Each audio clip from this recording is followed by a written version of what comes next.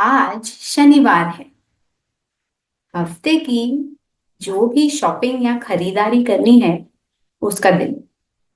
तो चलिए आज हम और आप चलते हैं सुपरमार्केट पर बातचीत होगी अंग्रेजी में। अगर आपको मेरे वीडियो से मदद हो रही है तो मेरी YouTube चैनल जरूर सब्सक्राइब कीजिए बेल आइकन पर क्लिक करके। तो चलिए आगे बढ़ते हैं।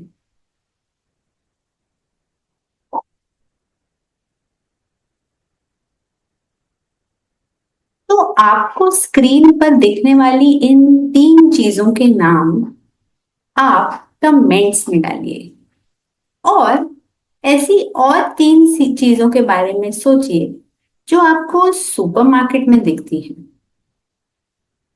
तो ये तीन प्लस और तीन चीजें, छह चीजों के नाम कमेंट्स में डालिए। वीडियो पॉज कर दीजिए, मैं रुकूंगी। डाल लिया ना? ठीक है, आगे बढ़ते हैं। तो आपको सुपरमार्केट के एक कर्मचारी दरवाजे पे देखते हैं। You see one of the staff members at the entrance. Good morning, Diksha ma'am, how are you? तो आप उनसे बात करते हुए कहते हैं गुड मॉर्निंग, आप कैसे हैं? सुप्रभात। I am fine, how are you ma'am? तो वो भी आपको जवाब में कह रही हैं कि वो ठीक है और आपकी तबीयत के बारे में पूछ रही हैं। अब सुपरमार्केट में कुछ संगीत बज रहा है बैकग्राउंड में। You listen to the music playing in the supermarket. The music being played is soothing, relaxing. तो आप इस संगीत को सुन के कहते हैं कि ये तो बहुत ही शांत, मन को अच्छा लगने वाला म्यूजिक है। सूदिंग, अब इस शब्द का मतलब ही है रिलैक्सिंग, दोनों शब्द का मतलब एक ही है। सूदिंग या रिलैक्सिंग ये दोनों ही एडजेक्टिव्स हैं, मतलब कि वो म्यूजिक के बारे में हमें ज्यादा बताते हैं, इसीलिए वो दोनों ही एडजेक्टिव्स हैं। वो किसी और चीज को भी डिस्क्राइब करने या उसके बारे में कुछ ज्यादा बताने के लिए इस्तेमाल किए जा सकते हैं।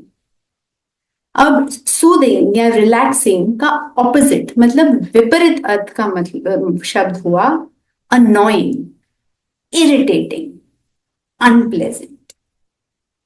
अब सूदिंग का उच्चारण करते वक्त हमें पहले सिलेबल पर जोर या स्ट्रेस देना है, सूदिंग।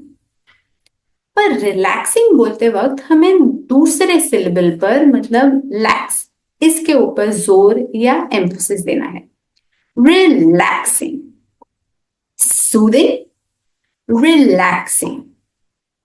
अब आप इन दोनों में से कोई भी एक शब्द एक वाक्य में प्रयोग कीजिए और उस वाक्य को कमेंट्स में डालिए। मैं आपके कमेंट्स जरूर पढ़ूंगी। हाँ, वीडियो पॉज कर दीजिए और कमेंट्स में ये वाक्य डालिए। डाल लिया? आगे बढ़ते हैं। Glad you liked it ma'am. तो अब दीक्षा कह रही हैं हमें इस बात की खुशी है कि आपको ये संगीत पसंद आया। अब ग्लैड, ग्लैड इस शब्द का मतलब है हैप्पी, मतलब खुश, और इसका ऑपोजिट या विपरीत अर्थ का मतलब है सैड या अनहैप्पी या दुखी। तो ग्लैड मतलब खुश, सैड मतलब अनहैप्पी या दुखी। अब ग्लैड, इसका उच्चारण आसान है क्योंकि छोटा सा शब्द है, जैसा है वैसे ही बोलना है, ग्लैड। इस शब्द ग्लैड को एक वाक्य में उपयोग करके उस वाक्य को कमेंट्स में जरूर डालें। डाल लिया? ठीक है। You look in the refrigerated goods section, but you cannot find any cheese. Refrigerated goods, refrigerated goods मतलब कुछ ऐसी चीजें जो उन्हें ताजा रखने के लिए हम ठंडे या कम तापमान में रखते हैं। तो फ्रिज में जो रखते हैं चीजें हम, वही है रेफ्रिजरेटेड गुड्स। अब आप मुझे बताइए रेफ्रिजरेटेड गुड्स का एक एग्जाम्पल। एक एग्जाम्पल यहां पर तो हमें दिख ही रहा है, चीज। पर आप बताइए, चाहे तो अपने फ्रिज के तरफ चले जाएं, देखिए ऐसी कौन सी चीजें हैं जो फ्रिज में पाई जाती हैं? एक एग्जाम्पल कमेंट्स में डालिए। डाल दिया? अब रेफ्रिजरेटेड इस शब्द का उच्चारण करते वक्त स्ट्रेस या जोर दूसरे सिलेबल पे आता है, तो बोला जाएगा रेफ्रिजरेटेड। रेफ्रिजरेटेड। ठीक है, अब आगे बढ़ते हैं। Excuse me, where could I find the cheese? आप किसी और का ध्यान अपने तरफ खींचते हुए उन्हें पूछ रहे हैं कि मुझे चीज कहां पर मिलेगा। तो हम एक्सक्यूज मी का प्रयोग तब करते हैं जब हमें किसी की अटेंशन अपने तरफ खींचनी हो, या अगर हम कोई कुछ काम कर रहा हो या बोल रहा हो, तब अगर हम बीच में टोक कर अपनी बात कहना चाहते हैं, या उनका अ, अभी का काम रोक कर उनसे कुछ बात करना चाहते हैं। तो ये एक प्रकार से हम उनसे रुकावट डालने के लिए खेद का एक्सप्रेस कर रहे हैं, हम खेद एक्सप्रेस कर रहे हैं, तो इसीलिए हम एक्सक्यूज मी का उपयोग करते हैं। तो जाहिर सी बात है कि वहां पे कोई कर्मचारी कुछ काम कर रहे होंगे, तो अगर हमें उनसे कुछ पूछना है तो हम उनके काम में खलल या रुकावट डाल रहे हैं, तो इसीलिए हम कहते हैं एक्सक्यूज मी। तो excuse me, where could I find the cheese, मतलब हम उनसे पूछ रहे हैं कि यहाँ पे तो चीज है नहीं, कहाँ पे मिलेगा? Here it is ma'am. तो वो आपको चीज दिखाते हुए कहते हैं कि यहाँ पर है। Is it not refrigerated? तो आप पूछ रहे हैं कि ज्यादातर तो चीज फ्रिज में होता है, तो ये फ्रिज से बाहर क्यों है? It has just arrived and we shall be refrigerating it सून।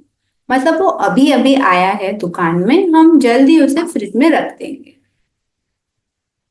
तो जिस व्यक्ति से आप बात कर रहे हैं वो एक नेम टैग पहने हैं, जिसको देख के आपको उनका नाम पता चलता है। You look at the name tag that he is wearing and notice that his name is Sameer. तो इस व्यक्ति का नाम समीर है, तो आप कहते हैं थैंक यू समीर। और समीर आपसे कहते हैं योर वेलकम मैम। मतलब वो आपको बोल रहे हैं कि आपकी मदद करके मुझे अच्छा लगा। So you select the pack of cheese that you want and move to the vegetable racks. Excuse me, are the cabbages priced per piece or per kilogram? अब हाँ, excuse me कहते वक्त जो स्ट्रेस या जोर है वो दूसरे सिलेबल पे जाता है, तो एक्सक्यूज ऐसे बोला जाएगा। Excuse me, are the cabbages priced per piece or per kilogram? मतलब आप पूछ रहे हैं कि ये जो बंद गोभी है वो पर पीस मतलब नंग के हिसाब से दी जाएगी या किलो के हिसाब से? तो प्राइस्ड, यहाँ पर प्राइस एक वर्ब है। ज्यादातर के प्राइस नाउन फॉर्म में यूज होता है, पर उसका वर्ब फॉर्म भी है। पर मतलब वही होता है कि किसी चीज का प्राइस या भाव बताना। तो आप पूछ रहे हैं कि are the cabbages priced per piece or per kilogram? अब प्राइस ये जो शब्द है इसको बोलना आसान है क्योंकि एक ही सिलेबल का है, तो स्ट्रेस या जोर का ऐसा कोई सवाल नहीं होता। पर पीस मैम, तो आपने जिस कर्मचारी से सवाल पूछा है वो आपको बता रहे हैं कि जो बंद गोभी है वो पर पीस या नग के हिसाब से जो उसका प्राइस है वो लिखा है, किलो के हिसाब से नहीं। थैंक यू मीरा, तो आप उसे थैंक यू कह रहे हैं कि उसने आपके सवाल का जवाब दिया आपको। माय प्लेजर मैम, तो मीरा आपसे कह रही है कि मुझे आपको मदद करने में खुशी महसूस हो रही है। तो जैसे ही अगले बात में आपने बातचीत में देखा कि समीर ने कहा योर वेलकम मैम, और यहाँ पे मीरा कह रही है माय प्लेजर मैम। अब दोनों का मतलब एक ही होता है कि उन दोनों को आपकी मदद करके खुशी हुई। तो माय प्लेजर, प्लेजर इस शब्द का उच्चारण करते वक्त आपको स्ट्रेस जो है वो पहले सिलेबल पे डालना है, pleasure. pleasure. After picking one fresh cabbage, you move to the fruits section. You see a person whose trolley is loaded with 7 watermelons. तो आपने आपकी बंद गोभी तो खरीद ली, अब आप फ्रूट सेक्शन की तरफ बढ़ते हैं और वहां पे आप एक ऐसे इंसान को देखते हैं जिसकी ट्रॉली या जो कार्ट होती है, शॉपिंग कार्ट, उसमें 7 वाटरमेलन या कलिंगर है। तो आप ऑब्वियसली 7 कलिंगर हैं तो उनको पता ही होगा कि इस चीज का टेस्ट कैसा है। तो वो देख के आप उनसे पूछते हैं, excuse me, if you don't mind my asking, have you been buying the watermelons often? तो आप उनसे पूछ रहे हैं कि अगर आपको एतराज ना हो मेरे पूछने से, तो क्या आप ये कलिंगर काफी दिनों से या हर बार खरीदते हैं? तो ऑफन, ऑफन ये जो शब्द है इसका मतलब होता है फ्रीक्वेंटली या मेनी टाइम्स। ऑफन का मतलब है मतलब ज्यादातर, आप क्या हर बार ये चीज खरीदते हैं? तो ऑफन ये जो शब्द है ये एक एडवर्ब है। एडवर्ब मतलब ये जो वर्ब के बारे में हमें ज्यादा बताता है, क्योंकि यहाँ हम खरीदारी की फ्रीक्वेंसी या खरीदारी की कितनी बार खरीदारी की उसके बारे में पूछ रहे हैं। तो ऑफन एडवर्ब है और इसका उच्चारण करते वक्त टी जो है वो साइलेंट होता है, प्रोनाउंस नहीं होता, और स्ट्रेस पहले सिलेबल पे आता है, तो हम कहेंगे ऑफन। ओ के ऊपर स्ट्रेस है, ऑफन। और ऑफन का ऑपोजिट या विपरीत अर्थ का शब्द है रेयरली, इनफ्रीक्वेंटली या नेवर, मतलब कभी भी नहीं। तो अब आप ऑफन शब्द को एक वाक्य में उपयोग कीजिए, उस वाक्य को कमेंट्स में जरूर डालिए। डाल दिया? वीडियो पॉज कर दीजिए। ठीक है, अब आगे बढ़ते हैं। और हाँ, यहां पर अगर आप देखेंगे तो एक्सक्यूज मी की तरह एक और फ्रेज है, if you don't mind my asking. अब ये भी ऐसा फ्रेज है जो हम किसी और से कुछ पूछने से पहले हम उपयोग करते हैं। इसका मतलब है अगर आपको मेरे पूछने पर ऐतराज ना हो तो, और फिर आप आपका सवाल पूछ सकते हैं। तो ये भी काफी पोलाइट, काफी तहजीब से बात करने में उपयोग में आता है। तो मेरा आपको सजेशन रहेगा कि आप चाहें तो ये वाला भी फ्रेज आप अपने मन में दोहराएं, ताकि जब आपको बोलना हो, अगर कुछ सवाल किसी से करना हो, तो ये बहुत ही पोलाइट, बहुत ही तहजीब भरा तरीका है किसी से कुछ पूछना, पूछने से पहले।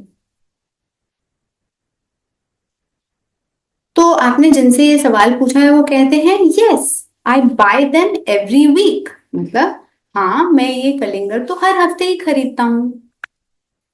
फिर आप पूछते हैं आर दे स्वीट, मतलब ये मीठे निकलते हैं क्या? तो वो कहते हैं एक्सट्रीमली, एक्सट्रीमली मतलब बहुत ही मीठे।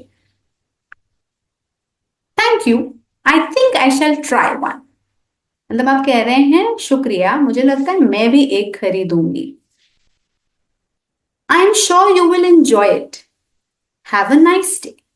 तो वो आपसे कह रहे हैं आपको वो जरूर पसंद आएगा और आपका दिन शुभ हो। तो आप कह रहे हैं यू टू, मतलब आपका भी दिन शुभ हो। तो आपने आपका कलिंगर उठाया, ट्रॉली में डाला और आगे बढ़े।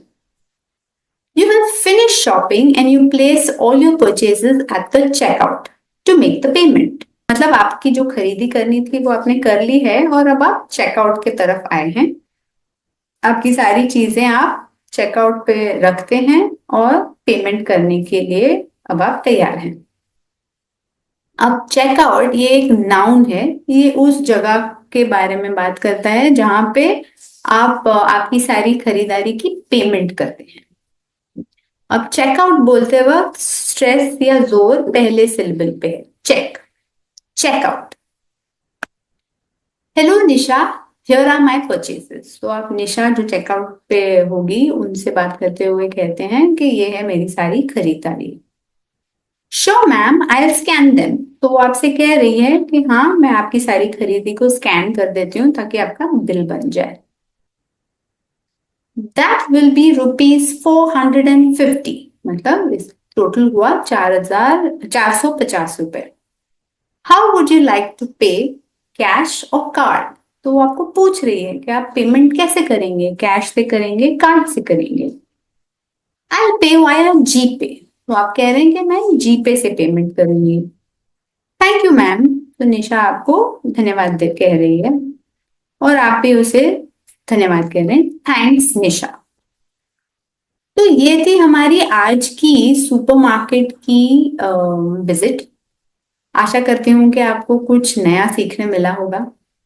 और अगर आपको कुछ और चीजें सीखनी है, कोई और जगह हो या सिचुएशंस में जहाँ पे आपको इंग्लिश में बोलना है, तो मुझे जरूर बताइएगा और मैं उसके हिसाब से वीडियोस बनाऊंगी जिससे आपकी मदद हो।